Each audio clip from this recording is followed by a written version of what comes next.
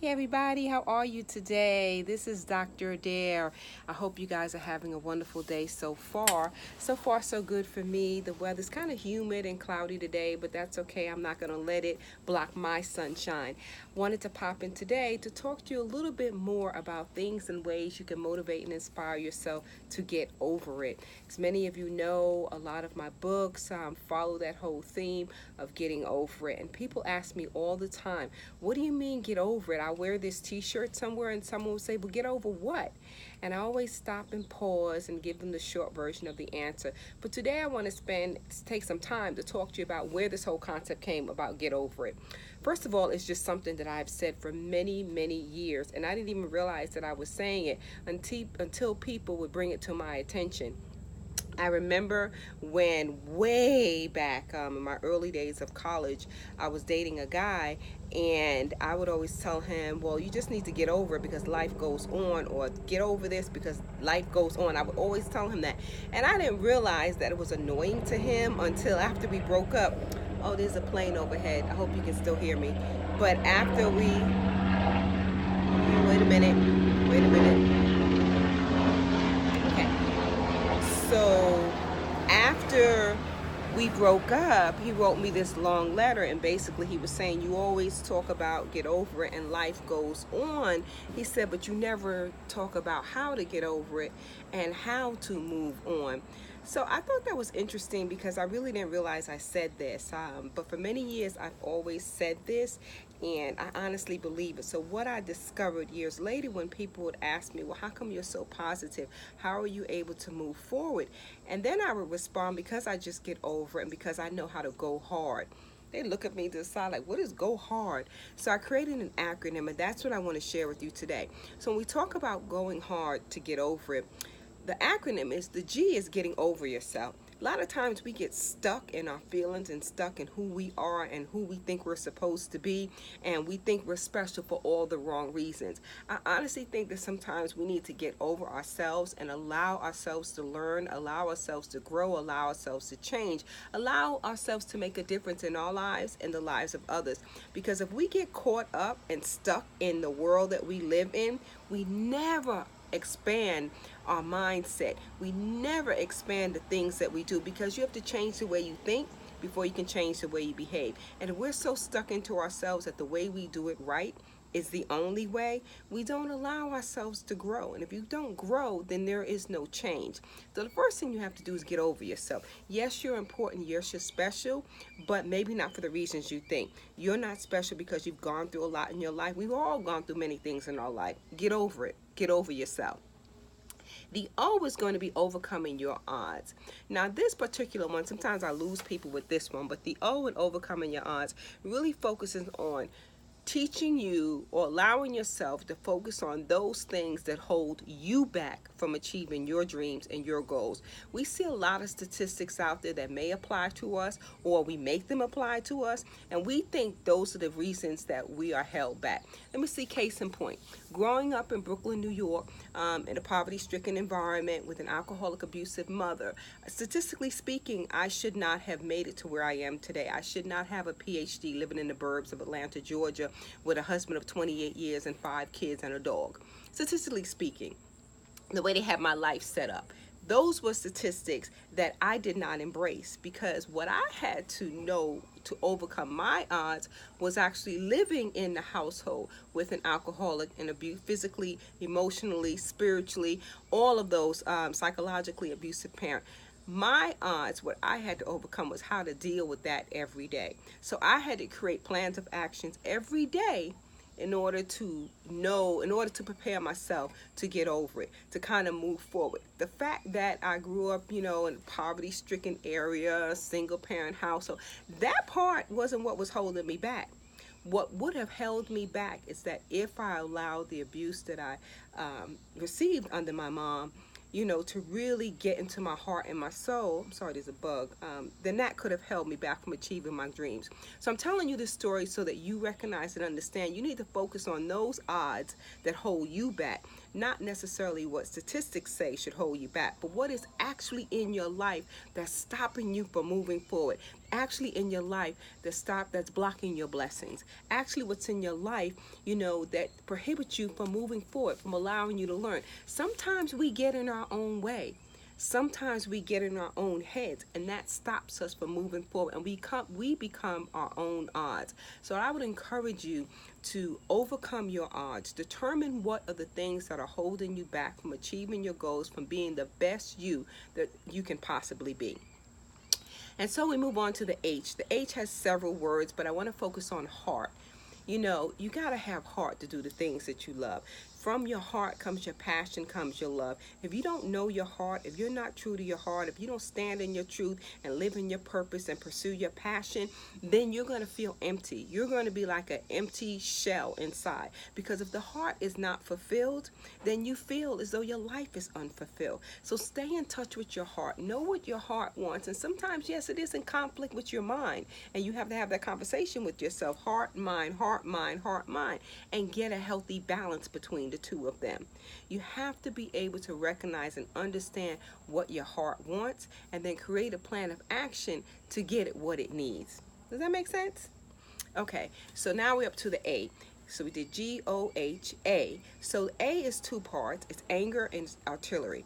And the reason why I bring up anger, because a lot of us still don't know how to deal with our anger. Anger can paralyze you really from moving forward. You can be so upset and so angry, and you spend so much time and energy being upset and being angry that you stop yourself from moving forward. So you have to learn, what are your trigger points? What are the things in this world that make you the most angry? And then create an action plan on how you're going to deal with that anger once it happens. I know for me, with my children, I don't deal with lack of respect. I'm just not that kind of mama. And I tell them all the time, you have an old school mama, and she's not going to deal with disrespect. And what I consider disrespect in another household may not be considered disrespect. So I'm clear, I'm concrete, I'm precise about what I consider disrespectful in my household, because I don't want to get angry. And so since I know that is what makes me angry, I've already established with them what needs to be done, what needs to be said. And I already have my plan of action. And I know for me, I'm just at the age now, because I feel like I'm older, when I feel myself ticking, like that bomb is going to go off pretty soon, I need to just get away. I need to walk away, because I know I don't want to go up here, because it takes too much to bring me back down here. So knowing how to deal with anger, whether it's on a professional basis, whether it's on a personal basis, whichever one, you need to know how to do it. I have a girlfriend who is she's profound at cussing people out professionally. I can't do that. I mean, I'm the one that is going to start with the fingers and the head and all of that. And I have a PhD. I'm a college professor. I'm, author of 12 books. I'm all of these things, but I'm also the one that cannot get angry and do it in a nice professional way. That's a skill or a talent I would love to have, but unfortunately it's not in my genetic makeup. So I don't want to get to that point in different situations. So knowing myself, I've developed my plan of action on how I deal with anger. Most of the time I end up walking away, and I end up writing about it. But you have to find out what's going to work for you. That's what's going to help you to go hard, because if you go around cussing out everybody, you're not going to be able to achieve your dreams, because you never know who it is that you're cussing out, who they might know. I've just learned in this business that there's so many people who know me or know about me, and I don't know them. I don't have a clue, that you never know who's watching you. So you can't go around being angry with everybody, because that can block your blessings and also block the goals you want to achieve.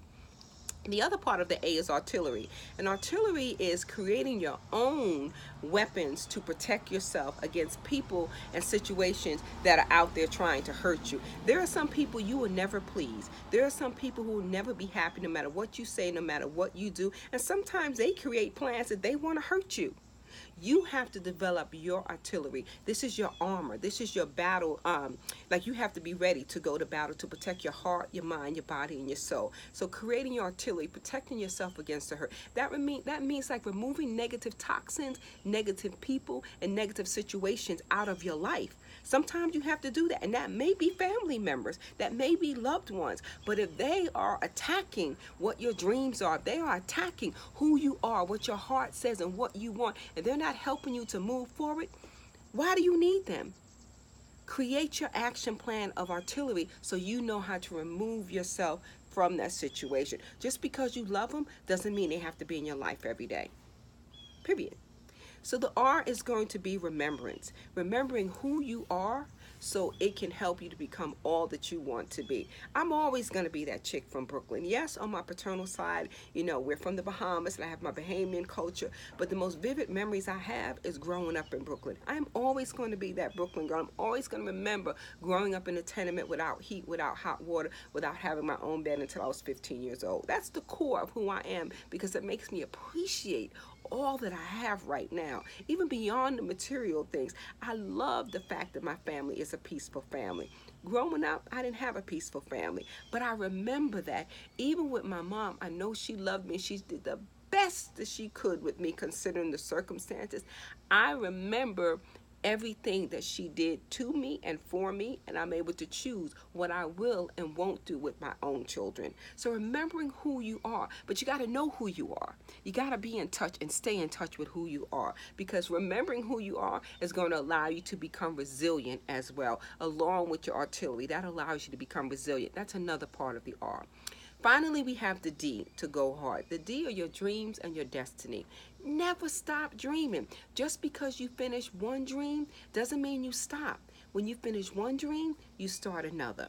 And you keep going, because dreams to me are what, you get up every day. You have goals and objectives. Your dreams is what keep you alive. Dreams aren't just for sleeping. Dreams are through the day. Dreams are through everything that you do. And to me, if you don't have dreams, then how do you know what your destiny is going to be, where you're going to end up? I know for myself, I was a school counselor for almost 27 years. And when I was done, I was done.